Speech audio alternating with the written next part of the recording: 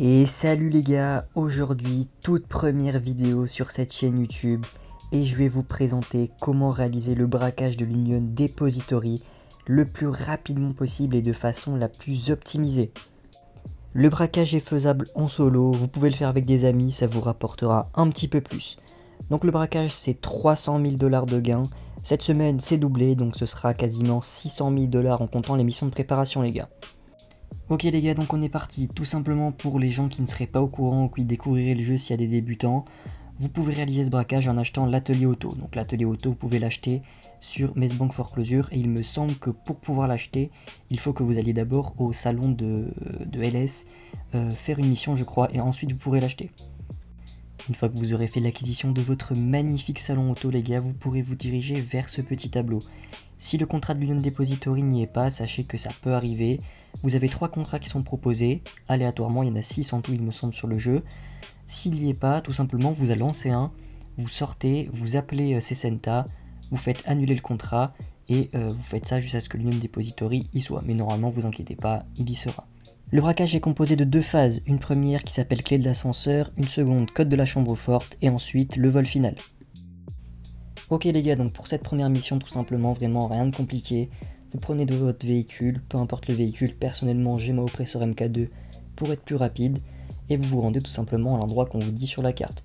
Une fois que vous serez là-bas, vous devrez rentrer dans un appartement, éliminer des ennemis, descendre au garage, éliminer des ennemis, récupérer un véhicule et partir. Vous allez voir les gars, je vais vous expliquer comment essayer d'optimiser un petit peu la mission, mais franchement elle est très rapide et très simple. Une fois arrivé les gars, on va rentrer dans l'appartement, on va prendre son arme et on va tout simplement éliminer les ennemis. Pour les joueurs débutants, prenez des encas avant de commencer, c'est ce que je vous conseille. Voilà, ce sera un peu débile de mourir, ce serait surtout chiant de respawn et revenir, etc. Une fois que c'est fait, vous allez vous diriger tout simplement vers la porte à gauche.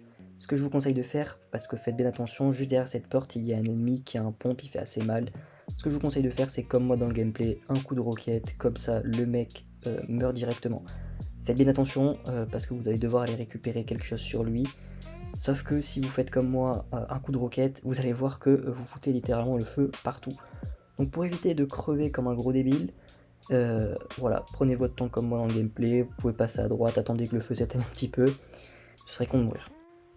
Une fois que c'est fait, du coup, vous allez vous diriger vers le cadavre de l'ennemi que vous avez tué, vous faites flèche de droite, généralement il y a un ennemi qui est au fond, mais bon, il vous cause pas trop de problèmes celui-là généralement. Donc ensuite, on part du coup direction le garage. Une fois dans le garage, faites très attention parce que les ennemis sont franchement vénères, en tout cas ils m'ont bien cassé les couilles à certains moments. Donc ce que je vous conseille de faire, c'est quelques headshots sur les ennemis à gauche, et ensuite pour vous faciliter un petit peu la tâche, vous pouvez lancer une grenade, un C4, peu importe, juste à droite comme moi dans le gameplay une fois de plus. Je vous conseille pas de tenter à gauche parce qu'en fait tout simplement vous allez devoir récupérer le 4x4 noir là-bas. Donc pour éviter de le faire sauter et de devoir recommencer la mission, juste une petite grenade à droite pour se débarrasser des ennemis et ça suffit. Voilà, moi il me reste un ennemi au fond, une petite tête, je prends le 4x4 et on peut partir. Donc une fois sorti du garage, vous allez tout simplement déposer le véhicule au même endroit que moi sur la carte. Donc il y a 3 points, pour moi il y en a un qui est un peu mieux que les autres, c'est lui que je vous montre actuellement.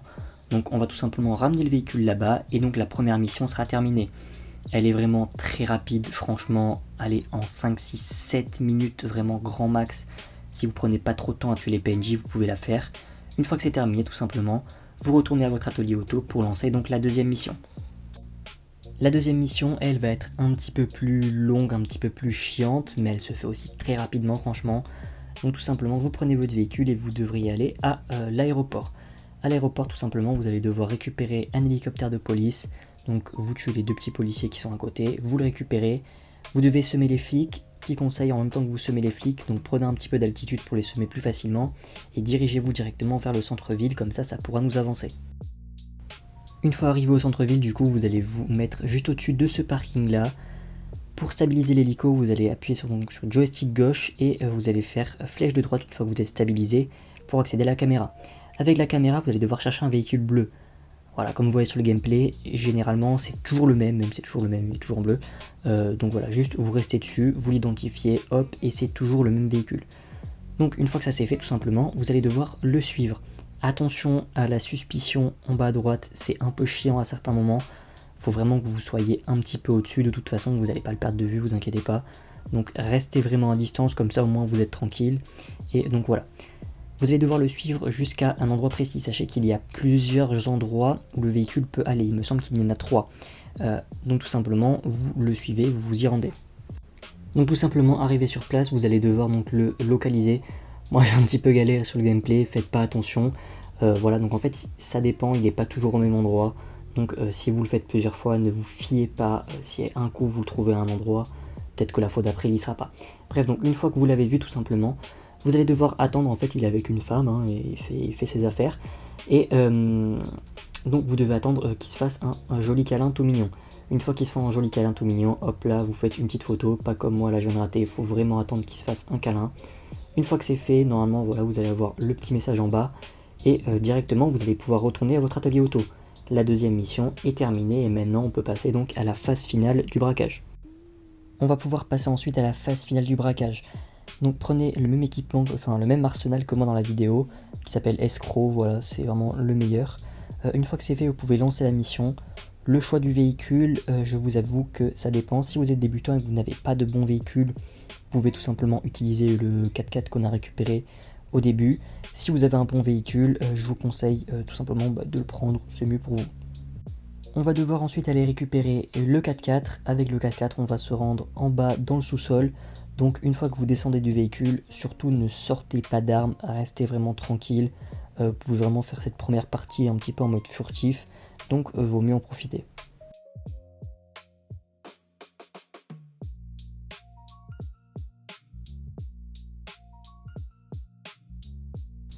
Donc on descend, voilà, on passe gentiment.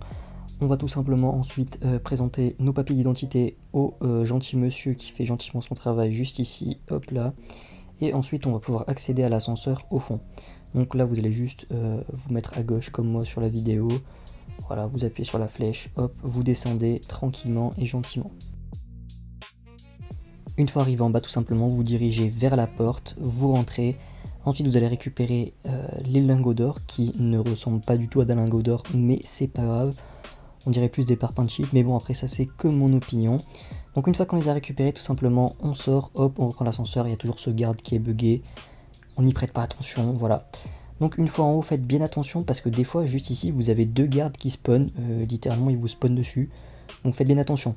Ici, les encas vont être vos meilleurs amis, faites très attention parce que franchement, vous pouvez vite mourir, ce serait vite bête, voilà, donc vous y allez tranquillement et vous éliminez d'abord tous les gardes qu'il y a ici. Une fois que c'est fait, vous allez tout simplement passer à gauche comme moi dans le gameplay, donc voilà, faites attention à éliminer les derniers flics. Vous allez devoir prendre cette voiture avant de monter, ne faites pas comme moi, surtout éliminez-les parce que là franchement j'ai failli crever. Mais bon, tranquille, voilà. Donc là ce que je vous conseille de faire c'est vous montez dans le véhicule, vous ouvrez votre menu et vous êtes prêt à manger des encas parce que vous allez prendre cher. On fait demi-tour sur nos pas et tout simplement on va remonter par là. Donc tout simplement là vous allez voir que je vais littéralement être bien heureux d'avoir mon menu d'encas ouvert. Donc voilà. Donc on va tout simplement en face et juste ici. Si vous êtes débutant, vous récupérez donc le véhicule initial. Sinon, vous récupérez donc votre véhicule à vous. Donc une fois que c'est fait, on récupère son véhicule et tout simplement, vous pouvez toujours garder votre menu encas ouvert au cas où vraiment les encas sont vos meilleurs amis. Ça peut vous éviter de mourir de façon très débile. Une fois que c'est fait, ce que je vous conseille de faire, c'est tout simplement donc de vous diriger soit à gauche si vous voyez que le point est à gauche, soit à droite dans la ville, tout simplement vers les autoroutes. Donc tout simplement, là on va tracer en dehors de la ville et une fois qu'on sera en dehors de la ville, on va pouvoir ouvrir notre menu d'interaction et faire en sorte, comme moi dans la vidéo, que tout simplement les flics nous laissent tranquilles. Sachez qu'il y a aussi une méthode avec l'hélicoptère que vous allez récupérer au commissariat de Vinewood. Mais bon, franchement, j'ai vu des vidéos de gars qui chronométraient et on est plus rapide en voiture en réalité. Donc pareil, si vous êtes vraiment débutant, allez au commissariat de Vinewood récupérer l'hélicoptère, mais sinon, gardez la voiture. Sinon, pour semer les flics, vous pouvez tout simplement aller dans les collines, voilà, un petit peu plus chiant, mais tout autant efficace. Une fois que c'est fait, que vous avez semé les flics, tout simplement, vous vous rendez au point de rendez-vous, et donc l'Union Depository sera fini. Sachez que vous pourrez le refaire toutes les 48 minutes, voilà, Rockstar a installé un temps de latence qui fait que vous pouvez le faire toutes les 48 minutes. Ce qui est déjà pas mal, sachant que cette semaine, les gars, c'est doublé. Donc 600 000 $ à peu près toutes les heures, parce que franchement le braquage en 20 minutes top chrono il est fait. Si on est un petit peu tatillon, allez, c'est 600 000 $ toutes les heures et quart. Franchement, c'est très très fort. Voilà les gars, donc j'espère que la vidéo vous a plu.